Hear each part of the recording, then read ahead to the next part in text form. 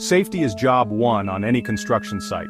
One thing that's often overlooked but critical is proper earthing. This is about creating a safe path for electricity to flow into the ground.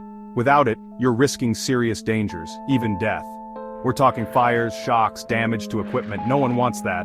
Earthing is like an insurance policy for your project. It protects everyone and everything from stray electrical currents. Think of it like this. Electricity always wants to find the easiest path to the ground. If there's no direct, low-resistance path, it'll find one anyway, through a person, a tool, you name it. That's why a proper earthing system is essential. It gives those stray currents somewhere safe to go, keeping your workers and your site secure. Don't cut corners on this, folks. It's about building right from the start. Getting earthing right isn't complicated, but it needs to be done properly. First, you need to install a grounding rod. This is a long conductive rod that's driven deep into the earth. It acts as the main connection point for your electrical system to the ground. Next, connect your electrical equipment and devices to the grounding rod using grounding conductors.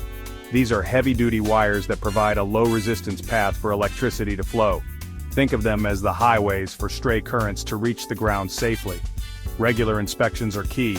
Over time, connections can corrode or become loose, compromising the effectiveness of your earthing system. Make sure to test and inspect your system regularly to catch any potential issues early on. Remember, a well-maintained earthing system is a safe one. Using the right materials is just as crucial as the steps themselves. When it comes to earthing, you can't skimp on quality.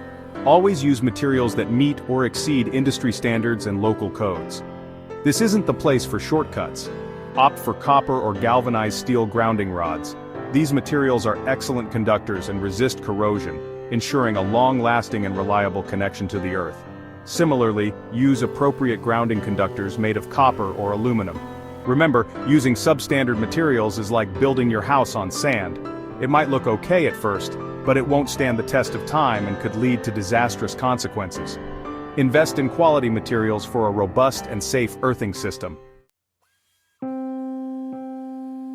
Listen up, because this is important. Earthing isn't just about protecting your project, it's about protecting lives. By providing a safe path for electricity to flow, you're drastically reducing the risk of electrical shocks, fires, and equipment damage. Besides the moral obligation to keep your worksite safe, there are legal requirements too. Building codes and regulations have specific guidelines for earthing systems. Make sure you're familiar with these regulations in your area and follow them to the letter.